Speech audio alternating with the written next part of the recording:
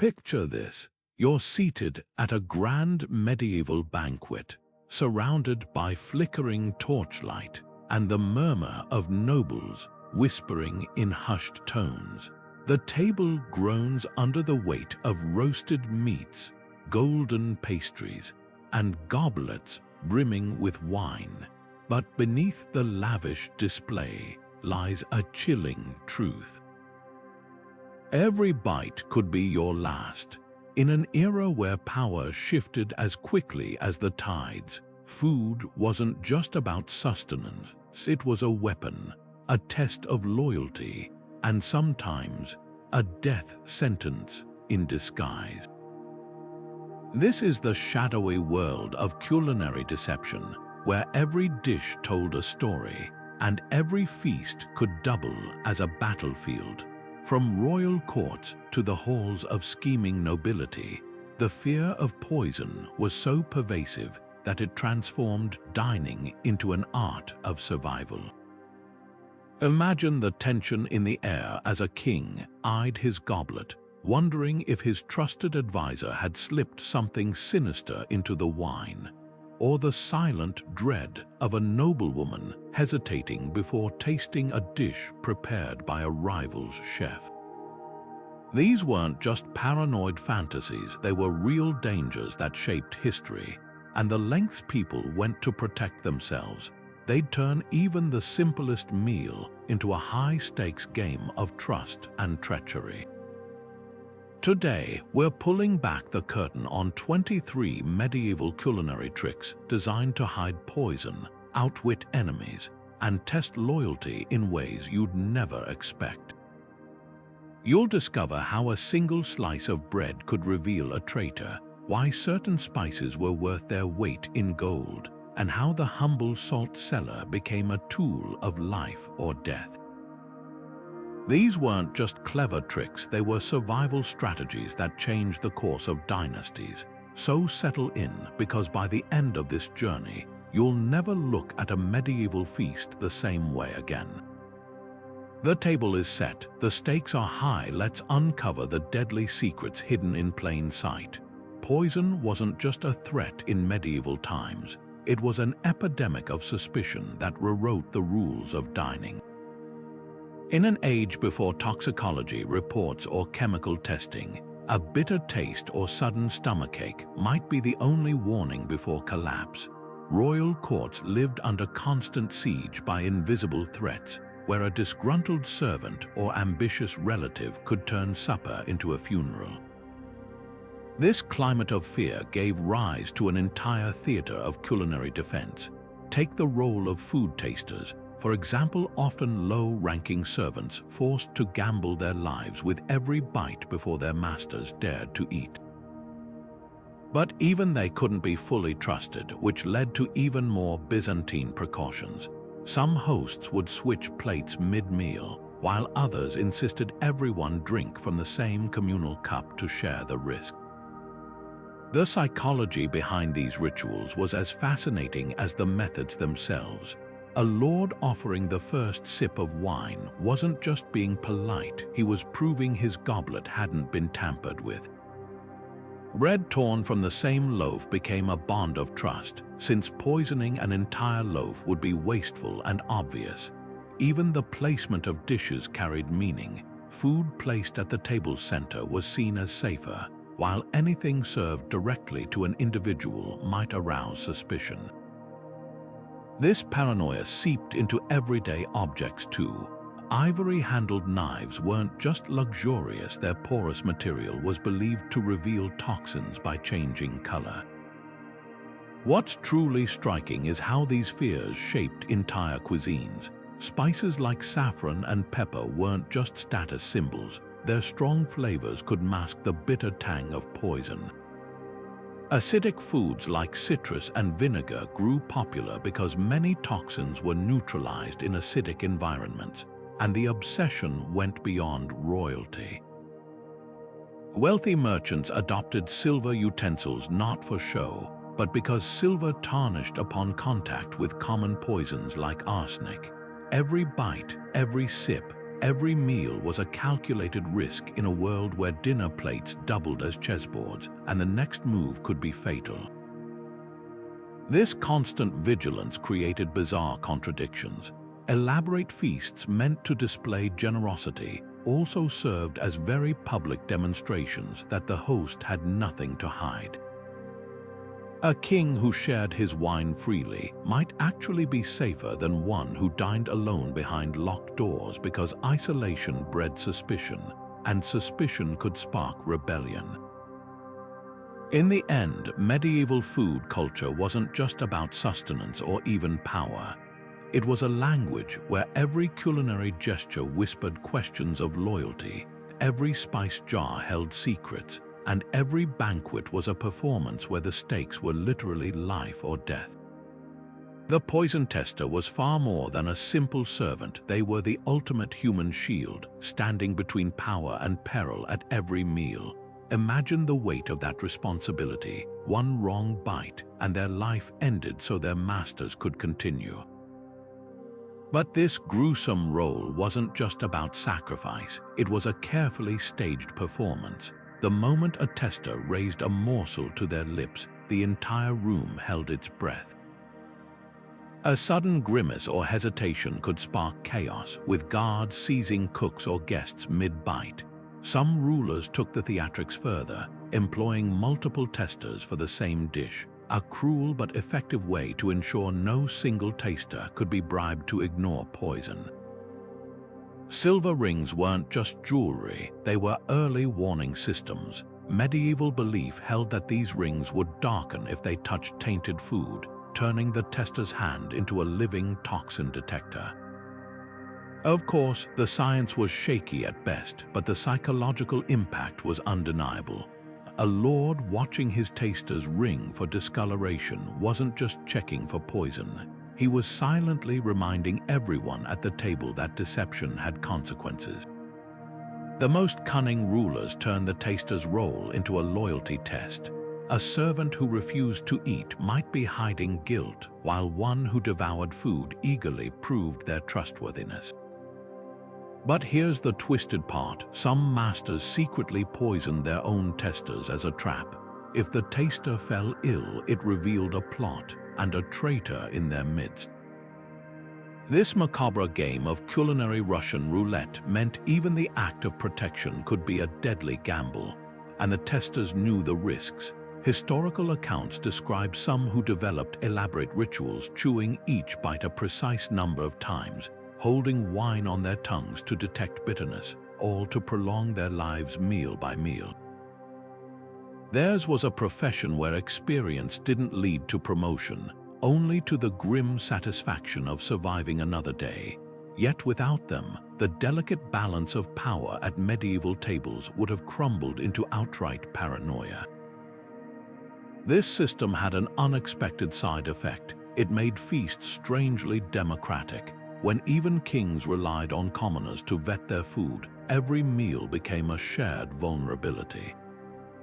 The poison tester's presence was a constant reminder that no one, not even the most powerful, could truly dine alone. Their sacrifice wove an unspoken pact between master and servant, a pact written not in ink, but in the silent language of risk and survival. Salt wasn't just a humble seasoning in medieval times. It was a sacred symbol of trust, a tiny crystal that carried the weight of life and death. Picture a lavish banquet hall where the host lifts a finely crafted salt cellar, removes a pinch, and deliberately tastes it before passing it to the honored guest. This wasn't just etiquette, it was theater, a carefully choreographed act designed to reassure everyone at the table that their meal wouldn't be their last. The logic was brutally simple. Poisoning the salt would be suicide for a host, since everyone, including them, would partake. That shared risk transformed the salt cellar into an unspoken pact, a culinary handshake that said, "We're in this together." The power of this ritual went deeper than practicality. Salt had long been tied to purity and preservation, making it a natural choice for such symbolic gestures. In an era where trust was as fragile as glass, the act of sharing salt became a shorthand for loyalty. A guest who hesitated to take from the cellar might as well have confessed to plotting treachery. And woe to the host who refused to taste their own salt first. Suspicion would ripple through the room like a chill wind. But the salt cellar's role didn't stop at psychology. Its design often reflected its importance. Elaborate vessels made of silver or gold weren't just displays of wealth, they were functional safeguards. Silver, believed to react with common poisons, added another layer of perceived security. Some cellars even had locking mechanisms, ensuring no one could tamper with the contents between meals. And placement mattered. Positioned at the center of the table, the salt became a communal anchor, a reminder that safety lay in unity. The brilliance of this trick lay in its dual nature. It wasn't just about detecting poison, it was about preventing betrayal in the first place. By making the salt a shared vulnerability, hosts turned mealtime into a twisted game of mutual assurance. Guests who might have considered foul play now had a vested interest in keeping the meal safe. After all, no schemer would dare spike the salt if it meant their own downfall. Yet even this system had its flaws. Clever poisoners sometimes avoided salt altogether, targeting individual dishes instead. And in rare cases, desperate hosts might use salted food to discreetly eliminate a single enemy, offering them a specially prepared plate while the rest dined safely. But for centuries, the salt cellar remained a potent emblem of trust, a tiny fortress against the chaos of courtly intrigue. It's a testament to the medieval mind. Where we might see a condiment, they saw a covenant, written not in ink, but in grains of white gold. The shared plate was one of the most brilliant and deceptive tricks in the medieval playbook of culinary trust. At first glance, it seemed like the ultimate gesture of goodwill. Host and guest reaching across the table to eat from the same platter, their hands nearly touching as they tore meat from the same bone. What could be more sincere than sharing food directly, without barriers or intermediaries? But beneath this display of camaraderie lay a psychological masterstroke. The unspoken message was clear. If the host was willing to eat from the dish, surely it couldn't be poisoned. Yet the reality was far more sinister. Some hosts exploited this very expectation, carefully manipulating the arrangement of food to their advantage. A roasted pheasant might be placed just so, with the safest cuts positioned near the host's seat while the outer edges reserved for guests could conceal a deadly surprise. Others employed utensils with hidden compartments, allowing them to discreetly coat one side of a shared knife with toxin while keeping their own portion clean. The shared plate wasn't just a test of loyalty, it was a high-stakes magic trick where the illusion of fairness masked a potential death sentence. The genius of this tactic was its psychological double-bind. Refusing to eat from the communal dish would be an unforgivable insult, branding a guest as distrustful or even accusatory, but accepting the invitation meant gambling with their life. This forced guests into a terrible choice: risk poisoning or risk political ruin. Some wary diners developed counter-strategies, like discreetly swapping portions when the host wasn't looking or claiming religious fasting rules to avoid suspicious dishes. Even the seating arrangement played a role. Guests placed closest to the host were often safest, their proximity implying favor and making covert poisoning harder to execute. Meanwhile, those relegated to the table's far end might eye their food with dread, knowing distance could signal distrust or even mark them as targets. The shared plate, then, wasn't just about food. It was a map of alliances, a silent ledger of who stood where in the host's esteem, perhaps the cruelest twist. Some hosts genuinely used shared plates as honest gestures of trust, leaving guests perpetually guessing whether they were witnessing sincerity or subterfuge. In a world where every meal could be a trap, the line between honor and deception was as thin as a knife's edge, and just as sharp.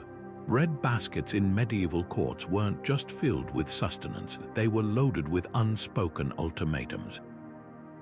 Picture a servant placing a woven basket at the center of the table, its golden loaves still warm from the oven.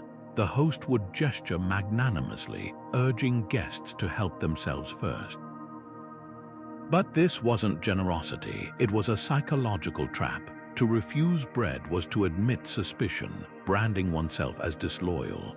Yet to accept it blindly might mean biting into a loaf laced with arsenic or hemlock.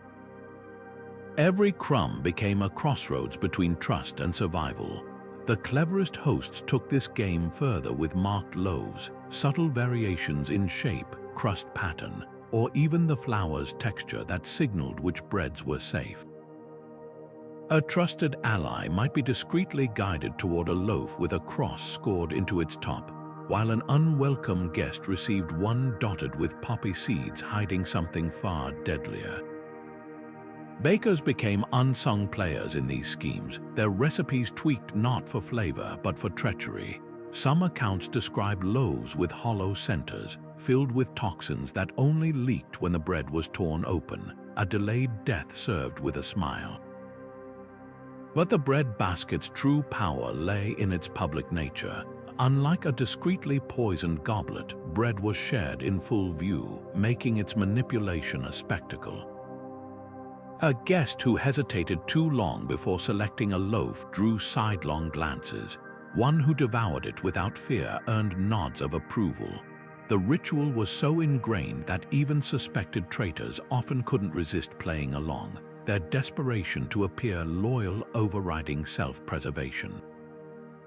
Counter-strategies emerged among the wary. Some nobles brought personal bread knives with mirrored blades to check for suspicious powders. Others surreptitiously fed scraps to dogs under the table, a risky move since being caught implied distrust of the host. The most paranoid guests would pocket their portion, pretending to eat while secretly discarding it later. What's fascinating is how this trick exploited bread's symbolic weight. As the foundation of every meal, its purity represented the honesty of the entire feast. To corrupt it was to violate a primal trust, which is precisely why its manipulation sent such a chilling message. A host who poisoned bread wasn't just killing an enemy, they were declaring that no tradition, no matter how sacred, was beyond exploitation. Yet even this system had its ironies. The very act of sharing bread, a near-universal gesture of goodwill, became so tainted by suspicion that some lords began avoiding it altogether, sparking rumors they feared their own tricks being turned against them.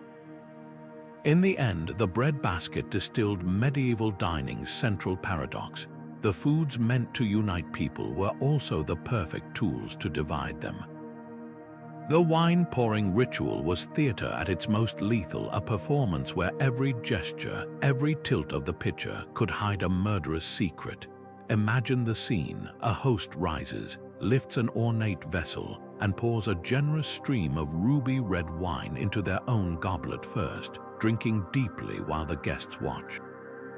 On the surface, this was the ultimate act of reassurance. See, I'm drinking the same wine I serve you. But in the shadows of medieval courts, nothing was ever that simple.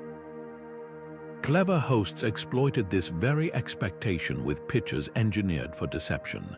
Some had false bottoms or hollow handles, allowing the host to discreetly toggle between two separate chambers, one holding safe wine, the other laced with poison. A slight twist of the thumb could divert the flow, ensuring the host's cup came from the pure stock while their guest's drink carried death. The craftsmanship was ingenious. These vessels often resembled ordinary pitchers, their mechanisms hidden beneath elaborate engravings or gilding. Even the act of pouring became a calculated move, with the host's fingers strategically placed to conceal the switch. The ritual's cruelty lay in its psychological duality. Guests who hesitated to drink after the host's demonstration risked appearing ungrateful or paranoid, yet those who drank too eagerly might not live to regret it. Some wary nobles developed countermeasures, like secretly tipping their goblets to spill wine onto rushes below or pretending to sip while barely wetting their lips. Others brought personal tasting stones, porous rocks said to change color when dipped in poisoned liquid, though their reliability was dubious at best. What's chilling is how this trick weaponized hospitality itself. The shared pitcher, traditionally a symbol of unity, became a tool to isolate victims. A host might pour safe wine for the entire table, reserving the tainted chamber for a single target, someone whose sudden illness could be blamed on bad luck or divine judgment. The perfect crime required no dramatic gestures, just a flick of the wrist and the silent complicity of custom. Even the choice of wine played a role. Heavy, spiced varieties helped mask bitter poisons, while the alcohol's warmth could accelerate certain toxins' effects. Some hosts deliberately served their finest vintages to suspicious guests, knowing the rich flavors would distract from any odd aftertaste. The message was clear: in a world where trust was scarce, even the most generous pour could be the last thing you ever tasted. Yet the ritual had an unintended consequence. It made every host vulnerable to their own tricks. A guest might return the kindness by insisting the host refill their cup first, turning the tables in a deadly game of manners. This constant back and forth birthed increasingly elaborate protocols, like triple pouring ceremonies where wine passed through 3 hands before reaching lips. In the end, the wine-pouring ritual wasn't just about poison. It was a mirror reflecting medieval society's deepest fear, that behind every show of fellowship, betrayal waited patiently, swirling in the bottom of a cup. Honey's golden allure hid one of medieval dining's most insidious secrets, a sweetness that could cloak death itself. As a luxury item imported at great cost, honey was a symbol of wealth and generosity, making it the perfect vehicle for betrayal. Imagine a host presenting a platter of honey-glazed figs, their sticky surfaces glistening under candlelight, urging guests to indulge while carefully abstaining. The thickness that made honey so delightful also made it deadly. Toxins suspended in its viscous syrup would dissolve slowly, delaying symptoms for hours long after the host had established an alibi. By the time a victim collapsed, the perpetrator could be miles away, their hands metaphorically clean. This trick preyed on 2 vulnerabilities: the medieval sweet tooth and the social pressure to partake in rare delicacies. Refusing honeyed treats wasn't just rude, it was suspicious, akin to accusing the host of malice. Yet every bite carried risk. Some poisoners took advantage of honey's natural variability, claiming a bad batch if victims fell ill. Others exploited regional preferences. A northern noble might spike orange blossom honey, knowing southern guests would devour the unfamiliar flavor while locals avoided it. The honey trap's brilliance lay in its deniability. Unlike wine or bread, honey required no elaborate contraptions or shared utensils, just a steady hand and a convincing smile. Even the serving vessels played a role. Ceramic honey pots with narrow necks made inspection difficult, while ornate spoons could hide toxins in their intricate carvings.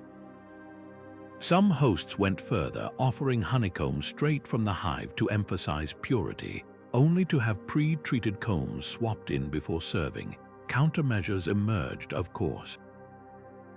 Wealthy guests carried personal honey samplers, small silver needles believed to tarnish upon contact with poison.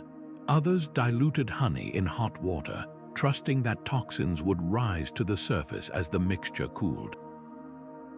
But the most effective defense was psychological. Hosts who genuinely loved honey were often safest, their unrestrained enjoyment proving the treat's safety. This created a bizarre irony: the sweeter the host's tooth, the more trustworthy they became. Yet the honey trap's legacy endures in our language. The phrase, "land of milk and honey," takes on a darker hue when you consider how often that honey concealed a knife. It's a reminder that in medieval courts, even the purest symbols of pleasure could be twisted into weapons, and that the most generous gestures sometimes carried the sharpest sting. The reverse poisoning bluff was psychological warfare disguised as humility. A host who appeared to surrender control might actually be tightening their grip. Picture a nervous noble pushing platters toward guests with trembling hands, claiming, "I dare not serve you myself, lest you think me dishonest." The performance was flawless: widened eyes, a hesitant voice, even a sheen of sweat on the brow. By mimicking vulnerability, these hosts weaponized their guests' empathy, who would suspect a trembling man of treachery. Yet behind this curtain of anxiety often lurked cold calculation. The trick's brilliance lay in its layers. First, the host established credibility by acknowledging the era's universal fear. Poison was everyone's concern, so admitting it made them seem relatable. Next, they flipped the script. Instead of asserting control like a tyrant, they feigned helplessness. Guests, disarmed by this apparent sincerity, would lower their guards just enough. That's when the trap sprang. Those untouched platters might have been brushed with toxins during kitchen prep, or a single knife used to portion every dish could transfer poison selectively. The illusion of choice was the ultimate sleight of hand. Guests believed they'd outsmarted danger by picking their own servings, never realizing the entire selection was rigged from the start. Some hosts took the ruse further by employing innocent servants to present the food, wide-eyed children or elderly retainers whose presence screamed harmlessness. A young page offering a fruit platter with grubby fingers seemed beyond suspicion, yet his very unlikeliness as a poisoner made him the perfect accomplice. Other variations included hosts dramatically sampling random portions from different platters, creating a false sense of security. Guests assumed if the host ate blindly, all dishes must be safe. But seasoned schemers knew this trick too. They'd pre-select which morsels to randomly taste, leaving the lethal ones undisturbed, the most diabolical twist. This tactic exploited medieval courtesy itself. A guest who insisted the host choose first risked appearing domineering, while one who accepted the charade of shared vulnerability played right into the plot. It turned etiquette into a snare where politeness could be fatal. Even observant diners struggled to counter the bluff, since protesting too much might reveal their own paranoia or guilt. Yet, like all the best tricks, the reverse poisoning bluff sometimes backfired spectacularly. Clever guests would deliberately select portions the host avoided, or demand servants bring entirely new platters from the kitchen mid-meal. The resulting standoffs could last hours, with both sides locked in a battle of nerves, each move scrutinized for hidden meaning. In the end, this tactic revealed a dark truth about medieval courts. The greatest poison wasn't in the food, but in the minds of those who dined. Spices were the ultimate double agents of medieval dining, cloaking danger in clouds of prestige and aroma. A lavish sprinkle of saffron or a heavy hand with cinnamon did more than signal wealth. It created the perfect cover for treachery. Picture a steaming platter of spiced venison placed before guests. Its scent so intoxicating that no one noticed the faint bitterness beneath.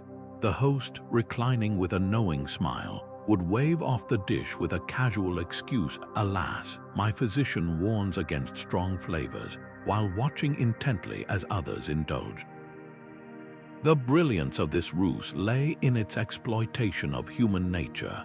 Rare spices imported from distant lands were objects of fascination, their very strangeness disarming suspicion.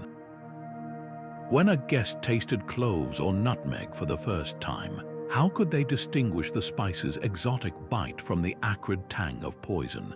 even familiar flavors played a role. Pepper's sharp heat could overwhelm the palate, masking slower-acting toxins that might otherwise trigger alarm. Some poisoners took this further by pairing spices with ingredients that amplified their intensity, like serving heavily seasoned meat alongside tannic wines that dried the tongue, making any odd aftertaste seem like a quirk of pairing. But the Spice Diversion wasn't just about chemistry, it was theater. Hosts would stage elaborate displays of grinding spices at the table, the theatrical pounding of mortar and pestle implying purity. See. Nothing hidden here, yet what guests didn't witness were the premixed blends, where a pinch of arsenic could hide among grains of paradise or cubeb pepper. Others used spice as misdirection, drawing attention to one overwhelming dish while quietly poisoning a simpler one. A mouth still burning from ginger might miss the subtle wrongness in a seemingly mild soup. The darker irony, spices prized for their preservative qualities became tools of death.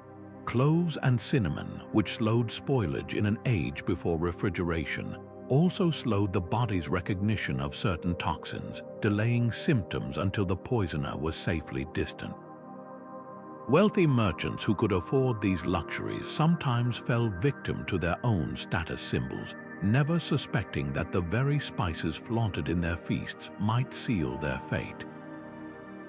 Countermeasures existed, of course. Discerning guests learned to watch for hosts who seasoned their own plates lightly while overspicing others. Some brought personal spice grinders, insisting on freshly crushed peppercorns for every dish. But the most effective defense was psychological, recognizing that in a world where rarity commanded respect, the rarest flavors might carry the highest risk. In the end, the spice trade's legacy isn't just one of flavor and fortune, but of deception. Those tiny, expensive specks that transformed medieval cuisine also perfected the art of hiding poison in plain sight, proof that even the most celebrated luxuries could serve the darkest purposes. Nothing commanded attention at a medieval feast like the arrival of the boar's head. Its glazed skin gleaming, tusks polished to intimidate, carried aloft on a silver platter to triumphant fanfare. This was dining as spectacle, where the host's carving knife became both tool and prop in an elaborate performance of trust. As the blade sliced through crisp crackling to reveal tender meat beneath, guests marveled at the generosity, never suspecting the dark psychology at work. The first perfect portion always went to the host's plate, establishing the fiction that the entire beast was safe. But behind this theatrical gesture lay cold calculation. Once the host's show of confidence had lowered defenses, subsequent slices could conceal any manner of treachery. The brilliance of this gambit was its exploitation of spectacle. Amid the oohs and ahs over garnished platters and decorative skewers, who would notice a servant's subtle brush against certain portions, the boar's sheer size provided endless opportunities, toxins tucked beneath the tongue, hollowed tusks refilled with tainted sauces, or even poison injected between layers of fat that would melt unnoticed into the meat. Some hosts took the deception further by having the head ceremoniously blessed by a priest before carving, layering spiritual reassurance onto the illusion of safety. But the real mastery was in the timing. Unlike quickly consumed wines or breads, a boar's head could linger for hours, allowing poisoners to control exactly when and to whom danger arrived. A guest might receive an untainted slice during the initial carving, only to be offered a special portion later from a different section of the animal. The delayed effect meant victims often fell ill after departing, leaving the host with perfect deniability. They ate elsewhere. The court would whisper as another noble succumbed to mysterious stomach pains. Countermeasures existed for the wary. Sharp-eyed guests watched for hosts who avoided the cheeks, a delicacy often left unpoisoned to maintain appearances, or insisted certain, honored portions go to specific individuals. Some brought their own carving tools to bypass tampered knives, while others discreetly swapped slices when the host wasn't looking. But these defenses crumbled against the most cunning ploy of all, the double bluff. A truly devious host might poison only the first few slices, knowing skeptics would focus their suspicion on later portions. In this deadly game of reverse psychology, the safest-looking bite could be the fatal one. What makes the boar's head gambit so chilling isn't just its cruelty, but its insight into human nature. We're wired to equate grandeur with honesty, to assume that such public displays couldn't possibly hide malice. Medieval hosts understood this instinctively, turning our awe against us. That magnificent centerpiece wasn't just food, it was camouflage, proving that sometimes the most dangerous threats come wrapped in splendor.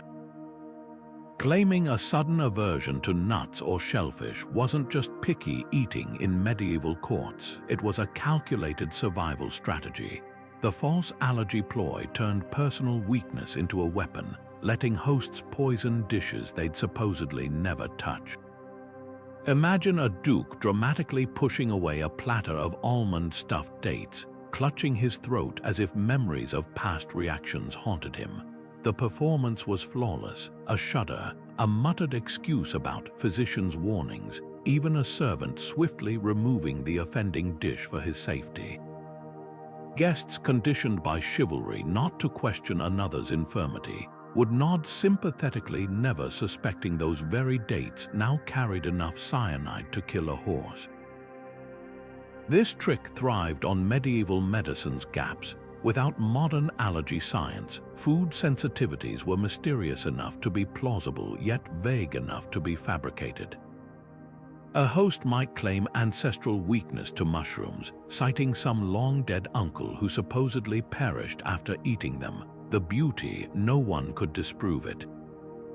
Unlike today's epinephrine pens and allergy tests, the Middle Ages offered only hearsay and superstition. Some poisoners took the ruse further by staging mild reactions, pretending to cough after inhaling spice dust or developing fake rashes from touching certain foods. These theatrics weren't just for show, they created witnesses who'd later testify to the host's frail constitution if suspicions arose, but the real genius lay in the ploy's flexibility.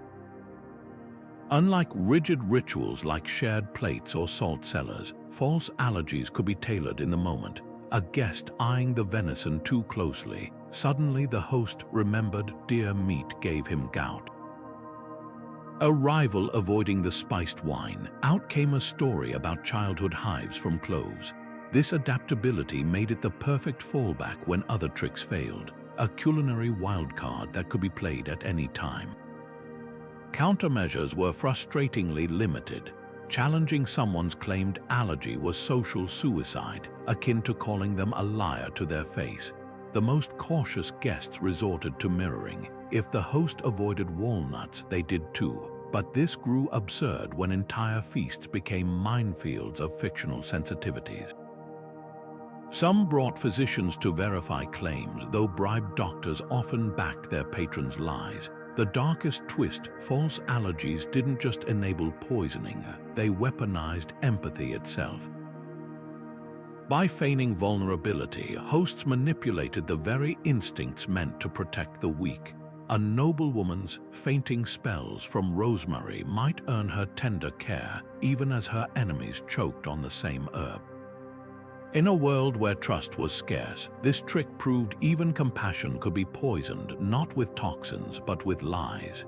The Sacrificial Pet Trick turned man's best friend into a medieval lie detector, with wagging tails and fluttering wings masking a deadly deception. Picture a lavish hall where the host casually tosses scraps to an eager spaniel lounging near the table, laughing as the dog devours each morsel. Guests sigh in relief, believing no poisoner would harm an innocent creature to reach their target. But that was precisely the trap. Behind the show of affection lay a cold calculus. Animals metabolize toxins differently than humans.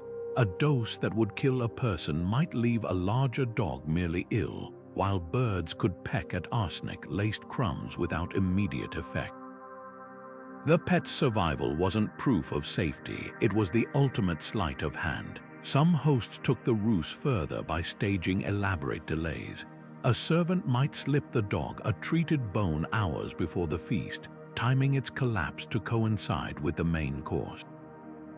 By then, guests would have already begun eating, their fears soothed by the animal's earlier vigor. Others used species to their advantage, feeding songbirds from a communal dish, knowing their tiny bodies would take longer to show symptoms than a human's. The most twisted hosts even employed disposable pets, replacing a dead bird discreetly between courses to maintain the illusion. The psychological manipulation here was masterful.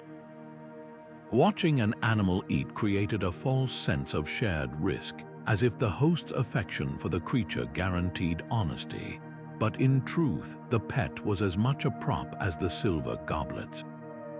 Some nobles grew so reliant on this trick that they traveled with their own tasting animals, unaware that savvy poisoners could dose food just enough to bypass a small dog's tolerance while felling a full-grown knight.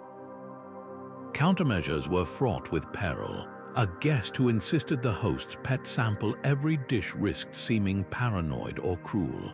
Others tried covertly feeding scraps to their own hidden animals, a risky move since discovery implied deep distrust. The truly cunning observed subtler signs, a host who petted the dog with one hand while keeping his own plate out of reach, or a birdcage placed just beyond splash range of suspect wine.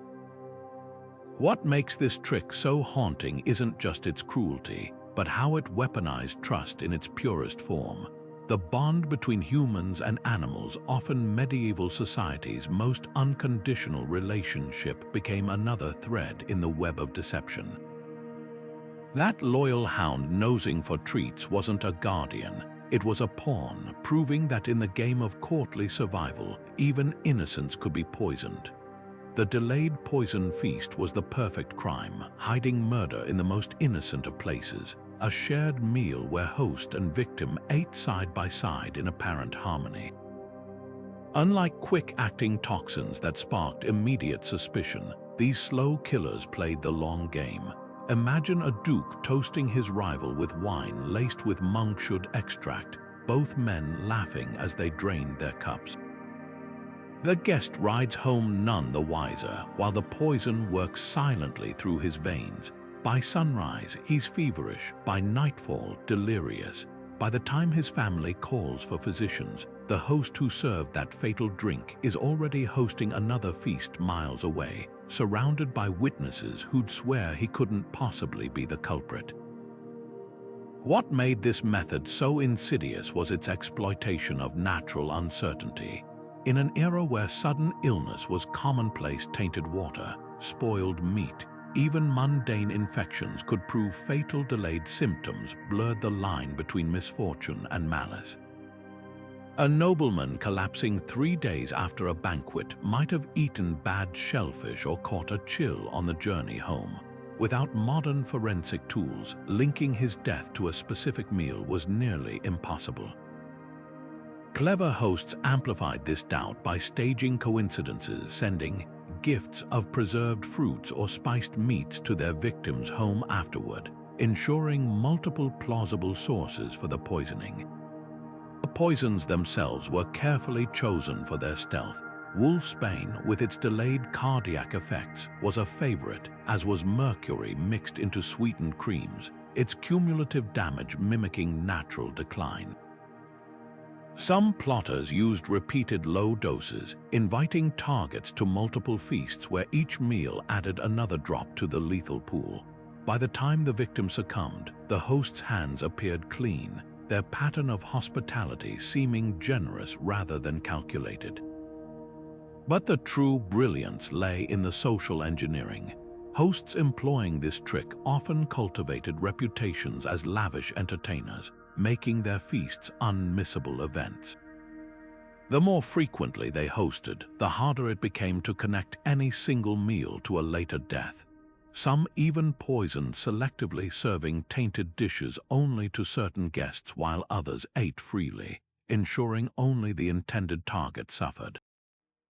With no sudden collapses at the table, no gasps of horror, the crime unfolded in slow motion, invisible until it was too late. Defending against this invisible threat required near paranoia. Wary guests kept detailed diaries of every meal attended, tracking what they ate and with whom.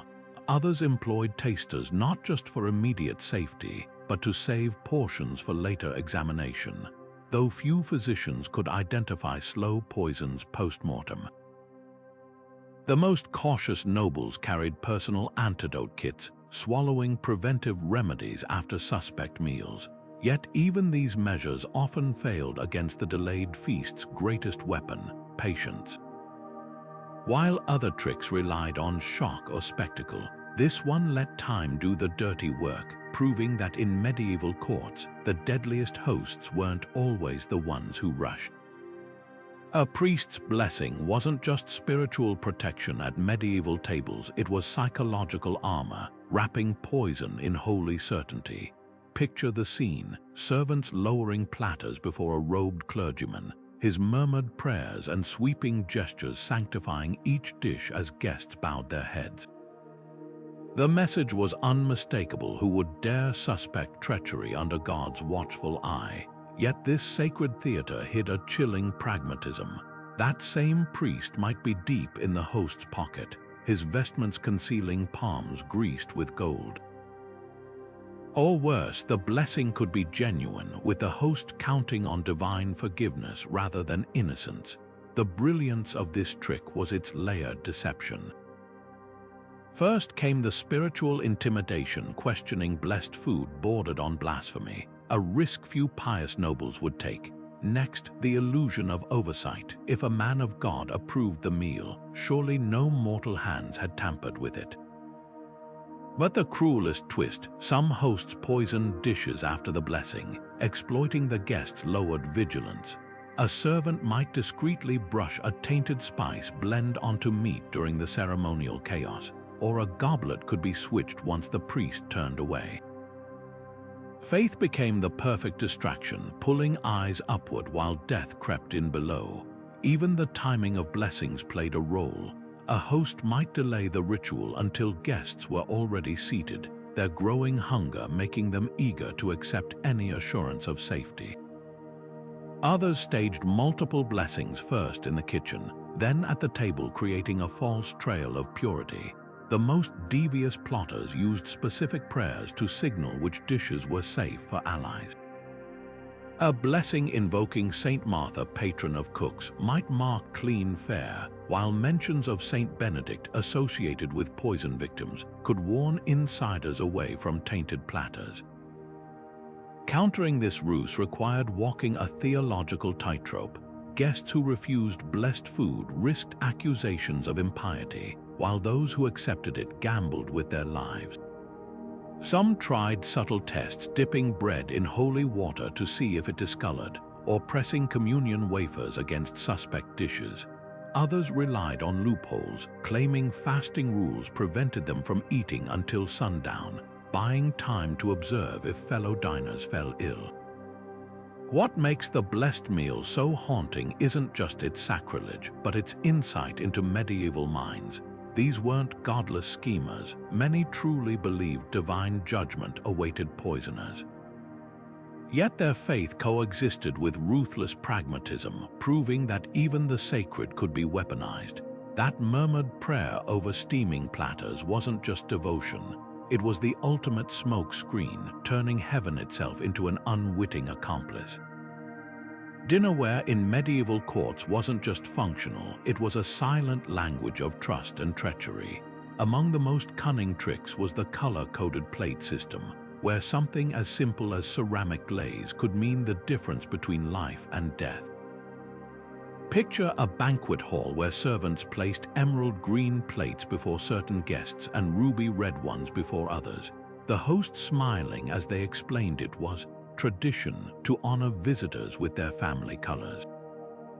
What seemed like aristocratic whimsy was actually a meticulously crafted trap. The green plates might hold perfectly safe venison, while the red ones carried meat laced with enough belladonna to stop a heart before dessert. This tactic exploited two powerful forces, social etiquette and visual psychology. Questioning a host's choice of tableware was unthinkably rude, making guests swallow their suspicions along with their food. The colors themselves played tricks on the mind. Bright hues distracted from subtle flaws in the meal, while intricate patterns could hide discoloration from certain poisons.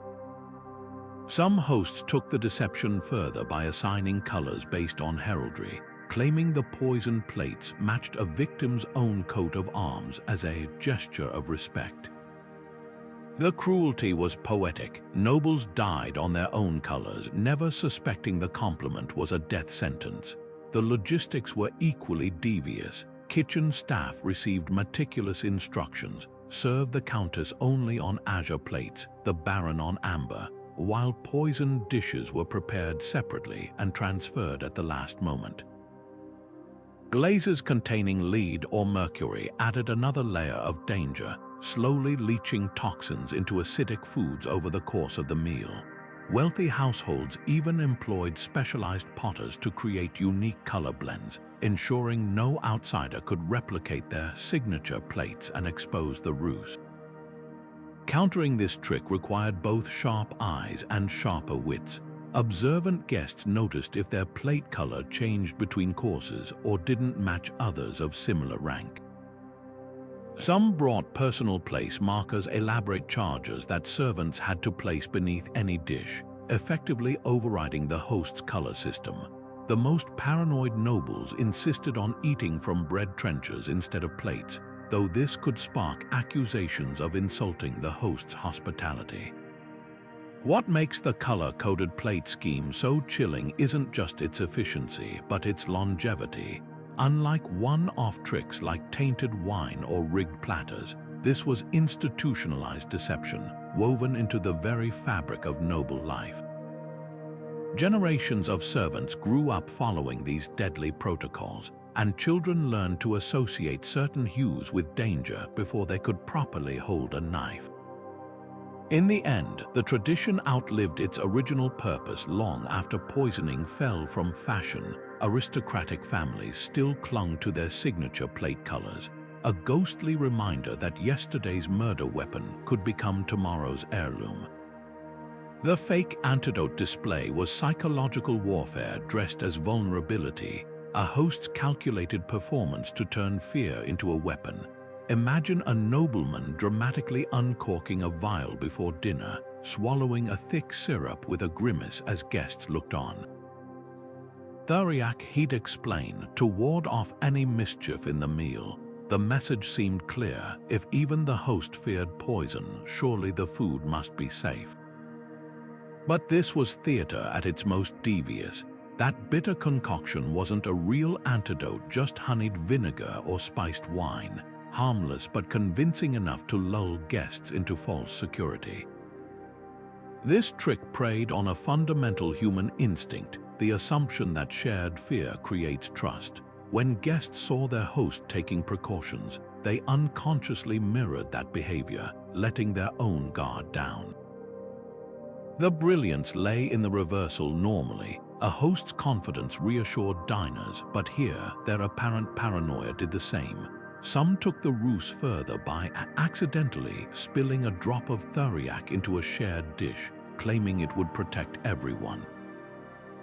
What guest would object to extra safety? None realized the spill was strategic, masking the taste of something far deadlier already in the food. The theatrics didn't stop at consumption. Elaborate antidote kits became status symbols, displayed prominently on banquet tables like macabre centerpieces. Gilded boxes held vials of unicorn horn, usually narwhal tusk or bezoar stones, objects rumored to neutralize toxins. A host might pass these around for inspection, inviting guests to marvel at their protective powers. the unspoken suggestion with such precious safeguards on display who would dare poison the meal. Yet these very objects were often fakes, ground bone instead of unicorn horn, polished river rocks instead of bezoars, their true purpose to dazzle, not defend. Countering this illusion required nerves of steel.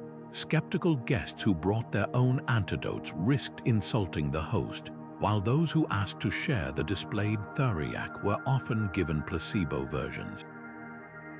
The wisest observers watched for subtle tells, a host who swallowed their antidote with too much flourish, or one who conspicuously avoided certain dishes despite their protective ritual. But even these clues were unreliable in a world where every gesture could be part of the act. What makes the fake antidote display so unsettling isn't just its deception, but its exploitation of empathy. In pretending to share their guests' fears, hosts weaponized the very impulse that binds people together, the desire for mutual protection. It was a reminder that in medieval courts, even solidarity could be poisoned. The selective serving order turned dining etiquette into a deadly mind game, where the sequence of courses could be as dangerous as their contents. Picture a banquet where the host gestures to their most wary guest, perhaps a rival noble or suspicious ambassador, offering them the first taste of each dish with exaggerated courtesy. That initial portion, carefully prepared without poison, becomes a Trojan horse of trust. As the honored guest chews and swallows without incident, the tension in the room evaporates. Other diners, having witnessed this performance of safety, eagerly dig into their own plates. What they don't realize, the later servings, the ones arriving after everyone's guard has dropped, carry the real threat. This tactic preyed on one of humanity's oldest instincts, herd mentality. When people see others taking risks without consequence, they're far more likely to follow suit. Medieval hosts understood this psychology intimately. By having their most cautious guest essentially endorse the meal's safety, they created a cascade of trust that flowed through the entire table. Some took the deception further by having servants conspicuously note which dishes the tester consumed, as if recording them for posterity, the unspoken implication. Anyone who later fell ill must have been poisoned elsewhere after all. The first taster showed no ill effects. The brilliance of this trick lay in its flexibility. Unlike methods that required tainted utensils or marked plates, the selective serving order needed no special tools, just a keen understanding of human behavior. A host might start with simple, easily recognizable foods for the initial, safe courses: plain bread, whole fruits, before introducing complex dishes like stews or pies where poisons could be easily concealed. Others staggered the poisoning over multiple courses, letting guests build confidence with harmless starters before striking with a lethal dessert. The most cunning plotters even reversed the order occasionally, poisoning early courses to eliminate immediate threats while keeping later ones clean, ensuring surviving guests would blame an outside perpetrator. Countering this required nerves of steel. Wary guests learned to watch for hosts who served their enemies first, or who suddenly changed long-standing dining protocols.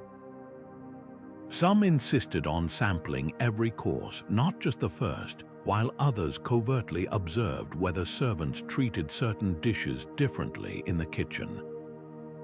But the most effective defense was social, cultivating a reputation for unpredictability.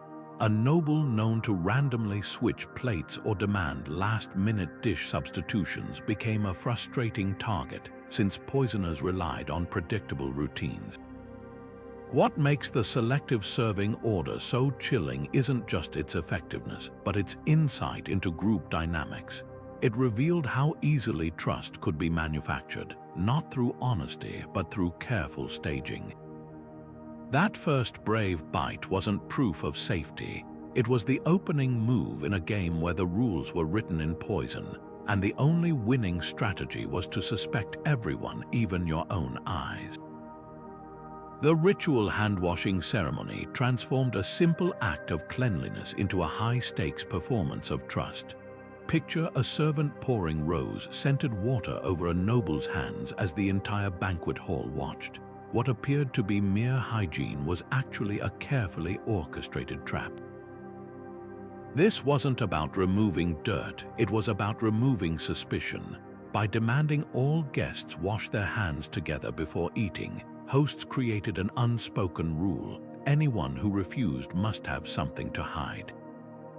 Poison rings with secret compartments, antidote powders tucked under fingernails, the flowing water would expose them all. The psychological power of this ritual lay in its public nature. Unlike private preparations in bedchambers, hand-washing at the table was a shared spectacle. A noble dipping their hands into the basin alongside their host couldn't discreetly shake off hidden substances, not with a dozen eyes tracking every movement. Some cunning hosts took this further by using brightly colored or fragrant waters that would reveal tampering. Saffron-tinted liquid would stain skin that had touched certain antidotes, while lavender-infused water might react with concealed powders, creating telltale bubbles or discoloration. But the real genius was how the ritual weaponized social pressure. In an era where public slights could spark feuds, refusing to participate was tantamount to an accusation. A guest who pulled away from the basin might as well have shouted, "I don't trust you not to poison me." This forced even the most suspicious nobles to play along, their compliance giving others false confidence. Of course, the most devious hosts exploited this very fact. Some used the distraction of hand-washing to have servants switch plates or pour tainted wine, while guests were focused on drying their fingers. The ceremony's symbolism ran deep. Water had long been associated with purity in medieval culture, making the act feel spiritually significant as well as practical. A host who insisted on washing in front of others wasn't just proving their cleanliness, they were performing innocence, leveraging centuries of tradition to sell the lie. Some even incorporated prayer into the ritual, turning the basin into a holy object that no one would dare disrespect. Defending against this trick required subtlety. Wary guests might wash quickly with clenched fists to hide any substances, or accidentally spill their basin to force a replacement. Others carried porous stones that could absorb poison-neutralizing liquids, letting them secretly treat their hands during the ceremony. But the most effective counter was psychological hosts who washed most vigorously often had the most to hide, their overperformance betraying their nerves. In the end, the hand-washing ritual revealed a dark truth about medieval courts. The greatest deceptions weren't hidden in shadow, but conducted in full view. That sparkling pour of water wasn't just cleansing hands, it was muddying the waters of trust, proving that sometimes the most dangerous traps were the ones everyone walked into willingly. The Decoy Delicacy was a masterclass in misdirection, turning culinary spectacle into the perfect smokescreen for murder. Imagine a roasted peacock arriving at the medieval table, its gilded feathers reattached to mimic living splendor, head held high by a procession of servants. Gasps of awe would ripple through the hall as guests leaned in, hypnotized by the shimmering display. Meanwhile, a humble bowl of stew or platter of roasted root vegetables, dishes no one spared a second glance, could be laced with enough wolfsbane to empty the banquet hall by dawn. This wasn't just poisoning, it was psychological warfare, exploiting humanity's oldest weakness, our inability to look away from shiny objects. The trick's effectiveness lay in its understanding of medieval hierarchy. Rare foods like swan or peacock weren't just meals, they were edible status symbols, so extravagant that their mere presence signaled the host's power. Guests would spend courses dissecting every detail, the spices used in the glaze, the artistry of the presentation, even the political message behind serving such a dish.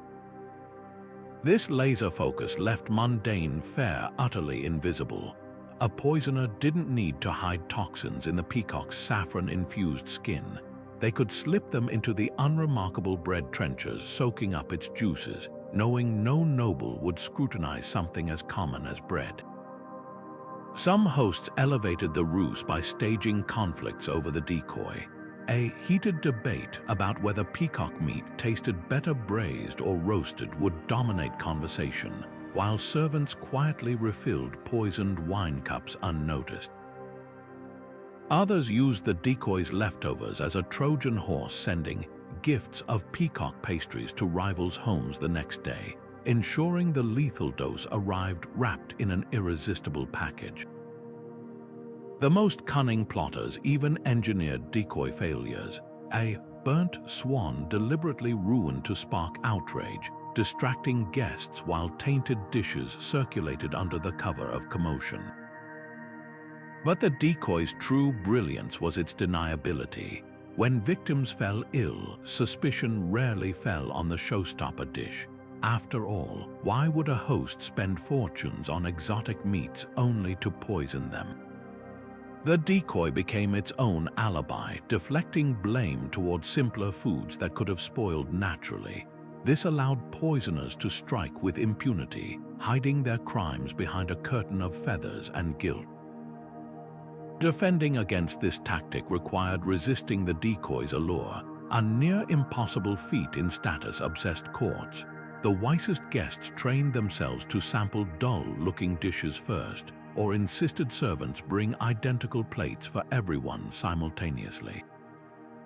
A few paranoid nobles even staged their own decoys, arriving with elaborate gifts of spiced honey or candied flowers to monopolize attention while they ate safely from plain pewter trenchers. What makes the decoy delicacy so unsettling isn't just its lethality, but its commentary on human nature. Centuries before magicians coined smoke and mirrors, medieval hosts understood that the best way to hide poison wasn't in shadows, but in the spotlight's blinding glow. That magnificent peacock wasn't just a dish, it was the original distraction, proving that sometimes the greatest threats come dressed as gifts. The fasting host wielded piety like a dagger, turning sacred abstention into the ultimate alibi for murder. Imagine a nobleman seated at the head of the table, hands folded in prayer as servants piled platters before his guests. Alas, he'd sigh, touching the crucifix at his throat. Today is St. Agnes' fast. I must show devotion through restraint. The performance was flawless, downcast eyes, a hint of reverent suffering, perhaps even a hollow growl from his stomach for authenticity. While guests gorged on spiced meats and honeyed fruits, their host's empty plate became the perfect smokescreen.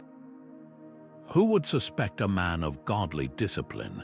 Yet his fast had nothing to do with salvation and everything to do with survival, his own.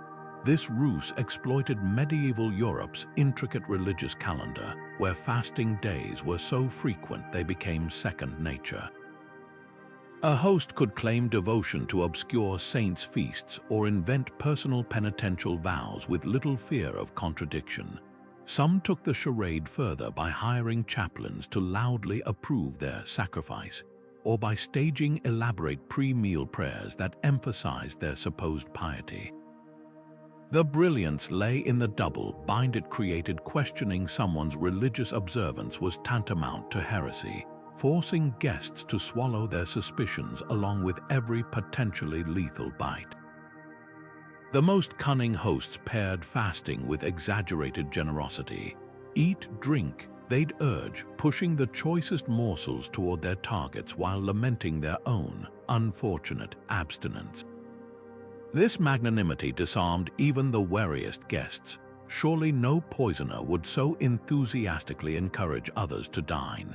Yet behind the scenes, these hosts often had detailed knowledge of which dishes were tainted, sometimes instructing servants to press certain foods on specific individuals while steering allies toward safe options. The fasting act wasn't just about avoiding poison. It was about directing its flow without leaving fingerprints. Countering this deception required navigating a theological minefield. Skeptical guests might casually mention that St. Agnes' fast wasn't observed in their region, testing the host's knowledge. Others brought personal chaplains to verify feast days, though bribed clergy often supported their patrons' lies. The truly desperate resorted to covert solidarity, claiming sudden spiritual awakenings that compelled them to fast alongside their host. But these defenses often crumbled against the most ruthless plotters, who simply poisoned beverages instead, knowing even fasting nobles would sip watered wine or ale. What makes the fasting host so chilling isn't the trick itself, but what it reveals about medieval power structures. In an era where faith and politics were inseparable, piety became currency, something to be spent, borrowed, or counterfeited as needed. That empty plate at the head of the table wasn't just a personal choice. It was a billboard advertising the host's virtue, a calculated performance where the greatest sin wasn't gluttony but suspicion. And in that silent war of souls, the truly devout weren't those who fasted, but those who lived to see another meal. The Silent Cupbearer moved through the banquet hall like a ghost, pouring wine with steady hands while reading the room with sharper eyes than any guard. Trained from childhood to spot the faintest irregularities, a suspicious foam on red wine's surface, a cloudy swirl in white, even the slightest metallic glint, they were the last line of defense against poisoned goblets. But in the wrong employ, that expertise became a weapon, a tilt of the wrist too precise, a pour too measured, and the cupbearer could send death flowing into a single chalice while sparing all others. Their greatest skill wasn't detecting poison, it was serving it without a flicker of hesitation. This trick turned trust into a weapon. Cupbearers were often chosen from noble families, their loyalty secured through generations of service. To doubt them was to insult their lineage, making their betrayal nearly impossible to anticipate. Some conspiring cupbearers mastered the art of selective poisoning, using techniques like wax-coated thumbs to discreetly flick toxins into specific cups as they wiped the rims. Others exploited wine's natural variations, blaming sediment or tannins for any oddities their targets noticed too late. The most ruthless perfected timing, serving tainted wine only after their masters had publicly toasted with the same vessel, proving its safety before discreetly refilling it with a poisoned batch. The Silent Cupbearer's power lay in their invisibility. While guests fixated on the host's speeches or the food's splendor, the cupbearer worked in plain sight, their movements so routine they became background noise.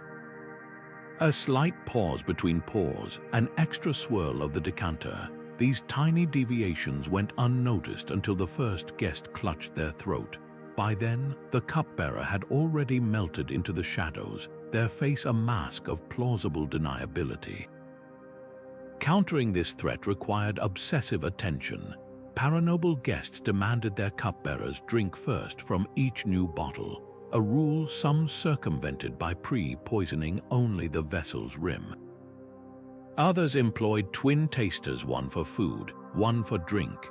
Though corrupt cupbearers could bribe or threaten their counterparts, the most cautious nobles brought personal crystal goblets with intricate stems designed to reveal tampering. But even these were no match for a cupbearer who'd trained a lifetime in the art of subtle betrayal. What makes the Silent Cupbearer so haunting isn't just their lethality, but their intimacy. These weren't faceless assassins, they were trusted attendants who knew their victims' preferences, the way the Duke liked his wine watered, or the Baroness's fondness for extra honey. That familiarity made their silence deafening, proving that in medieval courts, sometimes the deadliest hands were the ones that filled your cup night after night. The Seasonal Ruse was nature's perfect alibi, a way to turn the rhythms of the earth into a smokescreen for murder. Picture a midsummer feast where the host frowns at a platter of slightly off-color venison, clicking his tongue as he murmurs about the heat spoiling meat too quickly.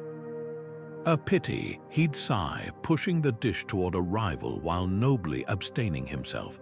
By the time the victim collapsed hours later, writhing with stomach pains, the explanation was already woven: spoiled game, an unfortunate hazard of the season.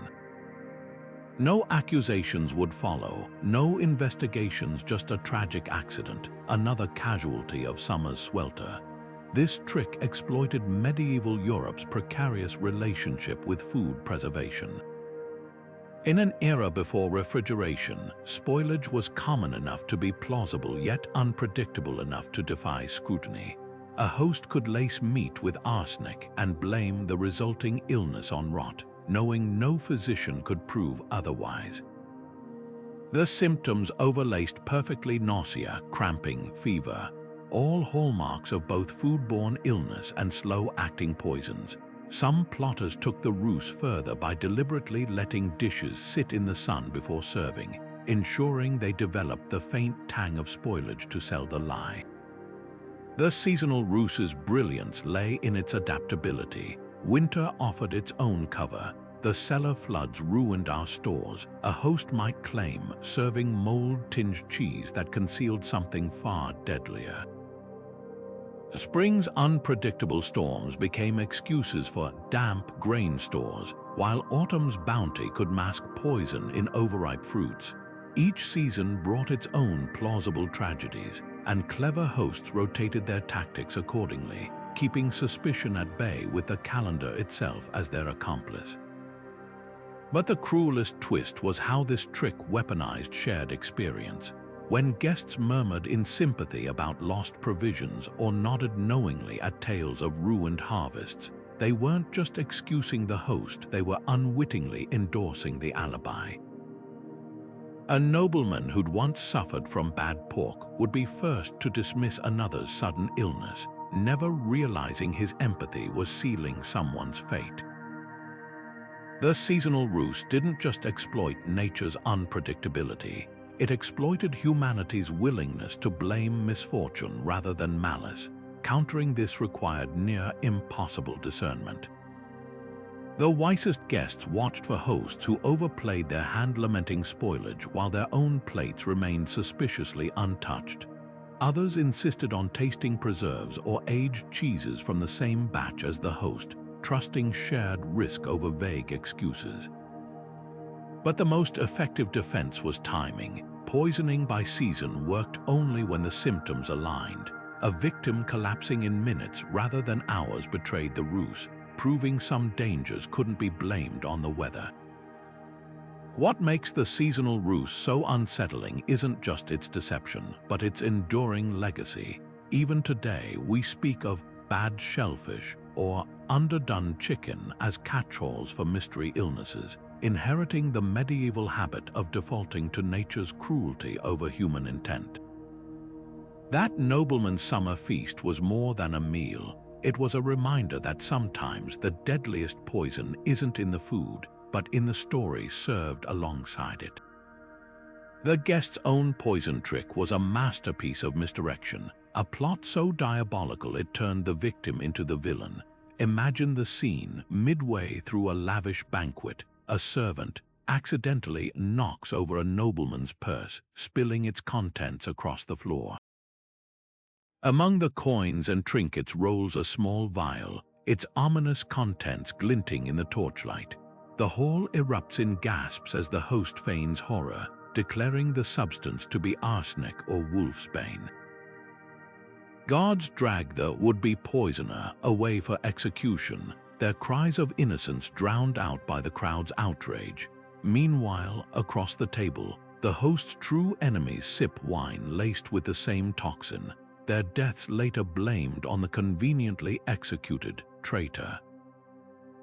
This ruse exploited medieval justice's brutal efficiency. Once a noble was caught with poison, no further investigation was needed. The evidence spoke for itself. The real genius lay in the timing. By staging the discovery mid-meal, the host ensured witnesses would connect the plot to any subsequent illnesses.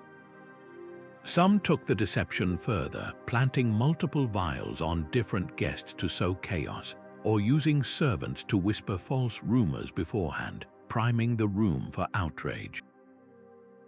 The most cunning hosts even tested the found poison on animals during the feast, their dramatic proof sealing the scapegoat's fate while the real victims clutched their stomachs in silent agony. But the trick's cruelty extended beyond the grave. The executed noble's family would be stripped of titles and lands, their name forever tarnished, leaving the host to redistribute those assets to loyal allies. A single planted vial could eliminate rivals, confiscate wealth, and cement power, all under the guise of righteous justice. Some plotters recycled the same poison for years, letting each new discovery reinforce their reputation as a vigilant protector against treachery. Defending against this required near-paranoid precautions. Wary nobles sewed hidden compartments into clothing to prevent tampering, or carried only sealed, personalized poison antidotes to avoid confusion. Others traveled with their own tasters for personal belongings, not just food, but the most effective counter was social, cultivating allies who'd vouch for one's character, making accusations harder to sustain. What makes the guest's own poison so chilling isn't just its violence, but its inversion of trust. In framing an innocent, the host didn't just kill, they weaponized the court's hunger for order, proving that sometimes the deadliest poison wasn't in the vial, but in the lie wrapped around it. The loyalty toast was the ultimate psychological trap, a moment where celebration and suspicion collided in a single raised goblet. As the final course was cleared and torches burned low, the host would rise with a flourish, proposing a drink to our enduring fellowship. The air would thicken with unspoken tension, every guest acutely aware of what came next. That chalice of wine wasn't just a beverage, it was a litmus test for allegiance. To sip without hesitation was to declare loyalty, but at the potential cost of one's life. To pause, even for a heartbeat, was to brand oneself a traitor before the entire court. This ritual weaponized medieval drinking culture, where refusing wine was tantamount to insulting the host's honor. The toast's brilliance lay in its timing. By waiting until the evening's end, the host ensured guests were relaxed, their guards lowered by hours of feasting. Some plotters took advantage of this vulnerability by serving a special, final vintage, subtly different from earlier rounds. Others used the toast as cover for selective poisoning, instructing servants to fill certain goblets from a tainted decanter while the host's own cup came from a safe reserve. The most ruthless hosts even staged the toast as a loyalty purge, watching carefully as suspects drank, knowing the poison's delayed effects would strike hours later when the guilty had already retreated to their chambers. But the cruelest twist, the toast often contained no poison at all. Its true power came from fear, the gnawing doubt that made nobles question every sip, every glance, every twinge in their stomachs. A host could manipulate an entire court simply by letting rumors circulate about the special vintage used for final toasts. The mere possibility of poison was enough to weed out the disloyal, as those with guilty consciences inevitably betrayed themselves through hesitation or excuses. Defending against this trap required nerves of steel. Some guests developed elaborate rituals pretending to drink while letting wine trickle into their beards, or accidentally knocking over their goblets in theatrical clumsiness. Others kept antidotes hidden in signet rings, discreetly tipping them into their cups during the toast's ceremonial raising. But the wisest players understood the deeper game. The loyalty toast wasn't about the wine, but the performance. Those who drank boldly while locking eyes with their host, who laughed as if death were the furthest thing from their mind, they were the ones who survived medieval courts. Not because their goblets were safe, but because they'd mastered the art of turning even poison into theater. In the end, the loyalty toast distilled medieval power dynamics into a single, gleaming moment. That shared drink wasn't fellowship, it was a mirror, reflecting every guest's deepest fears and ambitions. And like all the best tricks, its true danger wasn't in what it contained, but in what it revealed. From salt cellars to sacrificial pets, medieval dining was a labyrinth of deception where every bite carried hidden meaning. These 23 tricks reveal far more than just historical trivia. They expose an entire world, where trust was as fragile as Venetian glass and power flowed through the spiced wine as much as the sword. What's fascinating isn't just the cruelty of these methods, but their sheer inventiveness. In a world without forensic science or democratic accountability, food became the perfect battlefield, a place where a host's smile could mask a murderer's intent, and the humblest kitchen tool might double as a weapon. Consider the legacy of these culinary conspiracies.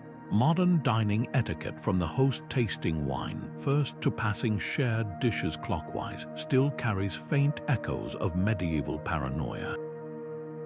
Even today, refusing food can feel socially perilous, a subconscious holdover from eras when rejection might spark accusations.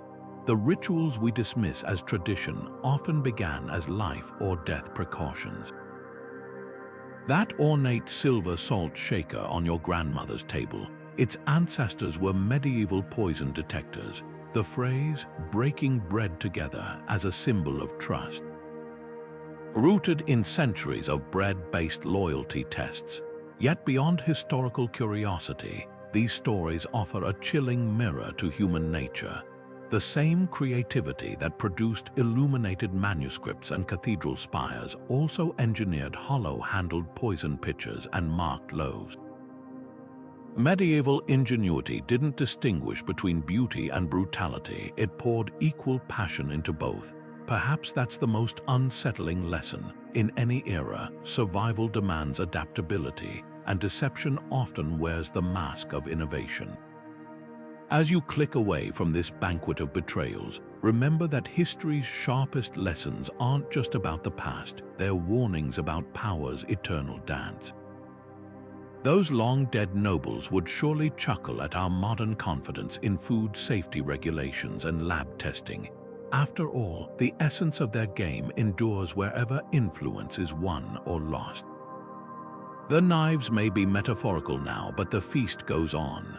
If this journey through edible espionage left you hungry for more, smash that like button, subscribe for future historical deep dives, and pour out your thoughts in the comments. Which of these deadly dining tricks made your blood run coldest? Until next time, bon appétit and watch what you eat.